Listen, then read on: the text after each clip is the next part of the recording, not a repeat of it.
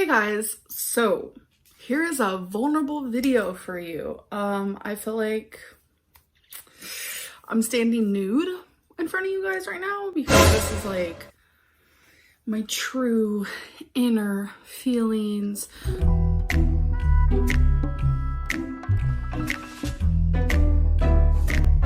just want to start off by saying that I have been on Instagram for days now, and I happen to share a poem on there, and you know, I get majority of people saying, wow, you're a really good writer.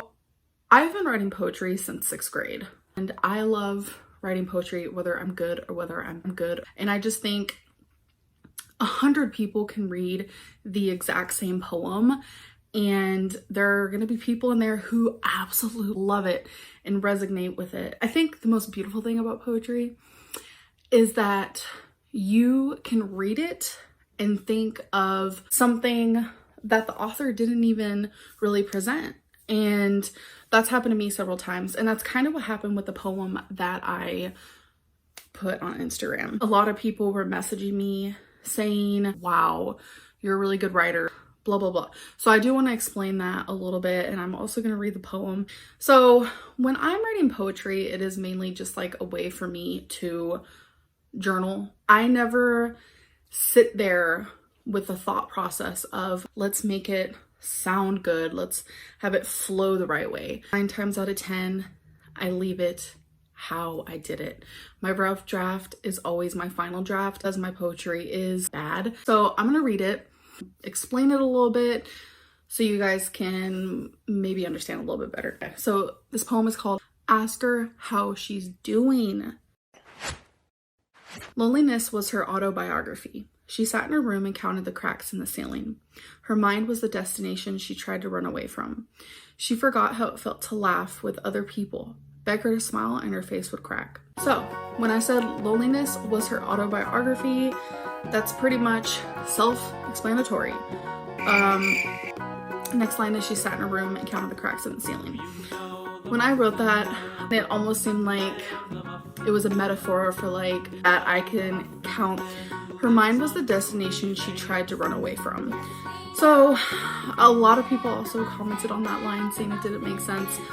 Poetry from Amberlynn Reid doesn't have to make sense, but in my head it does. Like my mind has a one-track mind. Next line is she forgot how it felt to laugh with other people, beg her to smile, and her face would crack. I mean, that's pretty self-explanatory. She hid mascara-stained pillowcases and novels full of self-hatred. Ask her how she's doing and she'd lie and say I'm fine. Ask her how she's doing and she'd lie.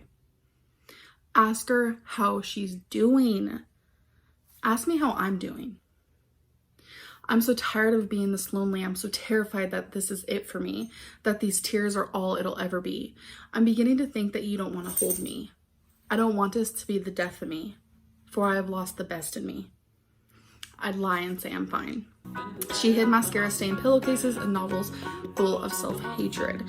So what I meant by that is, it's obvious. And then the whole part where it's like, ask her how she's doing and she'd lie and say I'm fine. Ask her how she's doing and she'd lie. Ask her how she's doing.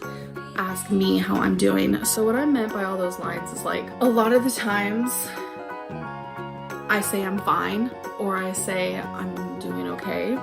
I never just flat out tell people, oh, I'm not doing good, because I don't want them to ask what's wrong, because I personally don't want to talk about it.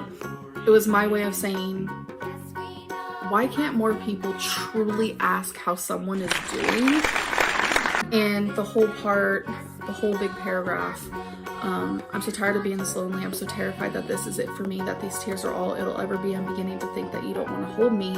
I don't want this to be the death of me, for I've lost the best of me. So that is the poem. This is horrible, just horrible. And I feel like I needed to put emphasis on some of it, because I feel like emphasis makes it maybe a little bit better. So the reason why I'm making this, I kind of just want to explain what I meant. This is about Becky. I am unhappy with her. True, or I hate Becky. So that is what sometimes I really want to say out loud, and it hits home. I have all these inner demons and inner thoughts, and it's just a lot going up, you know, going on up here in my heart and stuff. I'm completely checked out.